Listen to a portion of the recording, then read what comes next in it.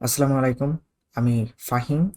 আজকে আমি দেখাবো কিভাবে আমরা এসকিউএল কোয়েরি কমান্ড ব্যবহার করে MySQL দিয়ে আমার ডেটাবেজে একটি টেবিল তৈরি করতে পারি। তো টেবিল তৈরি করার ব্যাপারে কথা বলার আগে আমাদের বোঝা উচিত যে টেবিল জিনিসটি কি। সো এই কনসেপ্টটি আমি যদি ফোল্ডার এবং ফাইল নিয়ে বোঝানোর চেষ্টা করি তাহলে আমি আশা করছি বুঝতে অনেক সুবিধা হবে। তো তার জন্য ধরুন এখানে আমার একটি ফোল্ডার আছে। আমরা ফোল্ডারটাকে ডেটাবেজের মতো চিন্তা করব। যেমন এবং এক্ষেত্রে আমরা চিন্তা করব একটা ফোল্ডারের ভিতর অনেকগুলো ফাইল থাকতে পারে। যেমন এটা চিন্তা করুন আমার এখানে একটা ফোল্ডার আছে। এই ফোল্ডারের ভিতরে অনেকগুলো ফাইল আছে। তেমনই আমার ধরুন এটি একটি ডেটাবেজ। একটা ফোল্ডারকে আমরা একটা ডেটাবেজ হিসেবে চিন্তা করব। তো সেভাবে যদি আমি চিন্তা করি তাহলে আমার একটি ডেটাবেজের ভিতরে অনেকগুলো টেবিল থাকতে পারে। আমি যেহেতু ফোল্ডার আর ফাইল দিয়ে কথা বলছিলাম, আমরা প্রথম দিকে ধরে নিচ্ছি যে একটা ফোল্ডারের ভিতরে আর কোনো ফোল্ডার থাকতে পারে না। তার মানে একটা ডেটাবেজের ভিতরে অন্য কোনো ডেটাবেজ থাকতে পারে না। আমরা এভাবে ধরে নিয়ে আপাতত আগাবো। পরে কি হয় না হয় সেটা আমি পরে কথা বলবো। সো যেমনটি দেখালাম একটা ফোল্ডারের ভিতরে অনেকগুলো ফাইল থাকতে পারে, তেমনি একটা ডেটাবেজের ভিতরে অনেকগুলো টেবিল থাকতে পারে। ঠিক আছে? একটা ডেটাবেজের ভিতরে অনেকগুলো টেবিল থাকতে পারে এবং টেবিল জিনিসটি কীরকম?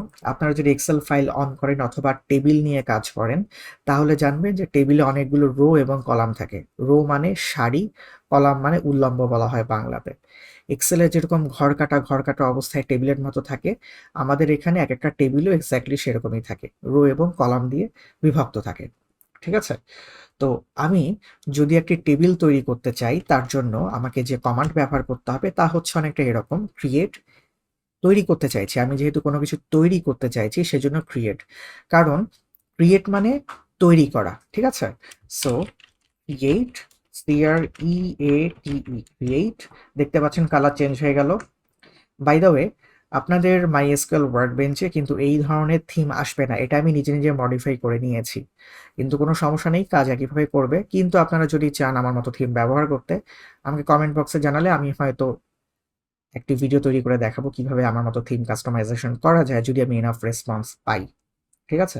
সো যেমনটি বলছিলাম আমি কোনো কিছু তৈরি করতে চাই। এজন্য ক্রিয়েট এবং আমাকে এখন বলতে হবে আমি কি তৈরি করতে চাইছি। আমি একটি টেবিল তৈরি করতে চাইছি। So create table. ঠিক আছে, আমি তাকে জানিয়ে দিলাম যে আমি একটি টেবিল তৈরি করতে চাইছি। এখন আমাকে তো টেবিলটির নাম দিতে হবে। আমি যে টেবিলটি তৈরি করতে চাইছি সেই টেবিলটির নাম লাগবে না? অবশ্যই লাগবে। সো টেবিলটির নাম ধরে নিচ্ছি আমার বর্তমানে আমি টেবিলটির নাম দিচ্ছি স্টুডেন্টস। স্টুডেন্টস নামে একটি টেবিল এবং এরপরে একটি ব্র্যাকেট ওপেন হবে এবং ব্র্যাকেট ক্লোজ হবে। শেষ করার পর সেমিকোলন দিয়ে আমি এটির সমাপ্তি বোঝাবো যে আমার এই স্টেটমেন্টটি শেষ। এখন এই ব্র্যাকেটের মাঝে আমি লিখে দিব যে আমার কি কি অ্যাট্রিবিউট আছে। অ্যাট্রিবিউট মানে কলাম ধরতে পারেন, কারণ আমার একটা টেবিলে যেমন অনেকগুলো কলাম থাকে, প্রতিটি কলামকে আমরা অ্যাট্রিবিউট বলছি। মানে টেবিলের ভিতরে কোন কোন জিনিস নিয়ে আমি কাজ করব, কোন কোন ডেটা নিয়ে আমি কাজ করব। ঠিক আছে? এখন আমি ধরে নিচ্ছি ধরুন স্টুডেন্টস এর মধ্যে আমি প্রথমে রাখবো স্টুডেন্ট আইডি, কমা, এরপর আমি রাখতে পারি স্টুডেন্ট মেইল, দেন আমি রাখতে পারি স্টুডেন্টের ডেট অফ বার্থ, যেটাকে আমি বলতে পারি স্টুডেন্ট ডিওবি। ডিওবি হচ্ছে ডেট অফ বার্থের শর্ট ফর্ম। দেন আমি রাখতে পারি স্টুডেন্টের সিজিপিএ। এবং আমাকে একটা জিনিস মনে রাখতে হবে, আমার এখানে যে কয়টা কলাম আছে অথবা অ্যাট্রিবিউট আছে তার মধ্যে সর্বশেষ কলাম অথবা অ্যাট্রিবিউটের পরে কোনো কমা হবে না। ঠিক আছে? তো আমি এখন তো কলাম অথবা অ্যাট্রিবিউট লিখলাম, কিন্তু আমার এখনো একটা মেইন কাজ বাকি আছে, সেটা হচ্ছে ডেটা টাইপ লিখতে হবে। আমরা যখন কোনো কোড করি সেটা হোক সি অথবা C++ অথবা জাভা, আমরা কিন্তু নর্মালি যেটা করি সেটা হচ্ছে ডেটা টাইপটি আগে লিখি, তারপরে ভ্যারিয়েবলটির নাম লিখি। তো এখানে অ্যাট্রিবিউট বা কলামের নামগুলোকে যদি আমি ভ্যারিয়েবলের মতো চিন্তা করি তাহলে এখানে ব্যাপারটা একটু উল্টো। কিরকম? এখানে প্রথমে কলামের নাম অথবা অ্যাট্রিবিউট লিখতে হবে, এরপর আমাকে ডেটা টাইপ দিতে হবে। ঠিক আছে? সো MySQL ডেটা টাইপ অনেকগুলো আছে। আমরা এগুলো নিয়ে ধীরে ধীরে কথা বলবো যখন অন্যান্য কাজ করা শুরু করব।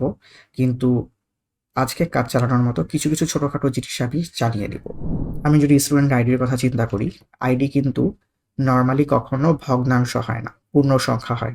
ঠিক আছে, 0 1 2 3 এরকম, অথবা 1 1 2 1 1 5 এরকম হয়। সো এই পূর্ণ সংখ্যাগুলোকে আমরা বলি ইন্টিজার।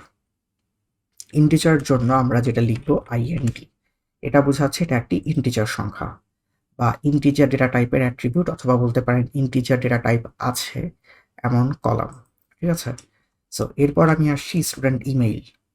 ইমেইল কিন্তু নর্মালি একটা টেক্সটের মতো হয়, কিন্তু এখানে টেক্সট ব্যবহার না করে আমরা যেটা ব্যবহার করব সেটা হচ্ছে ভার্চার, ভ্যারিয়েবল ক্যারেক্টার। এবং ভার্চারের মধ্যে ব্র্যাকেট দিয়ে আমি বলে দিব যে আমার এখানে সর্বোচ্চ কয়টা ক্যারেক্টার থাকতে পারে। সো লেটস সে আমি বললাম যে 40টা ক্যারেক্টার হতে পারে। একজন স্টুডেন্টের ইমেল আইডি টোটাল মিলিয়ে সর্বোচ্চ 40টা লেটার পর্যন্ত হতে পারে, আমি এটি বলে দিলাম। ঠিক আছে, সো এরপরে হচ্ছে স্টুডেন্টের date of birth. Date of বার্থের জন্য একাধিক ডেটা টাইপ আছে, বাট যেমন ডেট টাইম, বাট এখন আমি শুধুমাত্র ডেট ব্যবহার করতে পারি। সিজিপিএটা কিন্তু নর্মালি ফ্র্যাকশনাল ভ্যালু হয়, যেমন আমরা সিজিপিএ কাউন্ট করি, বাংলাদেশের ক্ষেত্রে সিজিপিএ হাইস্ট ধরি 4.00, অনেকের হতে পারে 2 পয়েন্ট সামথিং, 3 পয়েন্ট সামথিং, 3.99, 3.82, 3.85, 3.75 এরকম। সো সিজিপিএটা বুঝতে পারছি ভগ্নাংশ রিলেটেড কিছু একটা হবে, তো এটাকে আমরা বলবো ডেসিমাল। সো ডেসিমাল, এখানে একটা কাজ করতে হবে, সেটা হচ্ছে আমাকে প্রিসিশন বলে দিতে হবে। ব্যাপারটা এরকম, দশমিকের আগে বাম পাশে কয়টা সংখ্যা থাকতে পারে এবং দশমিকের পরে কয়টা সংখ্যা থাকতে পারে। তো আমরা যদি হিসাব করে দেখি তাহলে আমরা বুঝতে পারবো যে সিজিপিএটা নর্মালি হয় এরকম, দশমিকের আগে একটা সংখ্যা থাকে এবং দশমিকের পরে দুইটা সংখ্যা থাকে। লেটস সে 2.2, সেটাকে কিন্তু বলা হয় 2.20। ঠিক আছে, আবার ধরুন কারো আসছে 1 পয়েন্ট সামথিং, তার কিন্তু 1 পয়েন্ট সামথিং বলা হয়, 1 পয়েন্ট সামথিং এরকম বলা হয় না।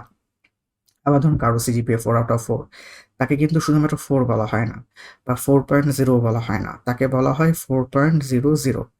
সো এখানে আমি দিব যে আমার দশমিকের আগে থাকবে 1 ঘর পর্যন্ত এবং দশমিকের পরে থাকবে 2 ঘর পর্যন্ত, এটা আমাকে বলে দিতে হবে। ঠিক আছে, এখন আমার কাজ শেষ। যেমনটি বলছিলাম যে সর্বশেষ কলাম অথবা অ্যাট্রিবিউটের পরে কোনো কমা হবে না। এখন আমি সিম্পলি যদি এক্সিকিউটে ক্লিক করি তাহলে দেখা যাচ্ছে আমি একটি এরর পাচ্ছি, এবং এররে তারা আমাকে বলে দিচ্ছে যে দশমিকের আগে যে সংখ্যাটা থাকবে সেটা অবশ্যই দশমিকের পরে যে সংখ্যাটা থাকবে তার সমান অথবা তার চেয়ে বড় হতে হবে। সো তার জন্য আমি এখানেও 2,2 দিতে পারি, দশমিকের আগে দুটি সংখ্যা নিতে পারবো, দশমিকের পরে দুটি সংখ্যা নিতে পারবো, এরকম আমি বলে দিতে পারি। ঠিক আছে, সো এখন যদি আমি এক্সিকিউট দিই, গ্রিন চেক বক্স, এটা এক্সিকিউট হয়ে গিয়েছে।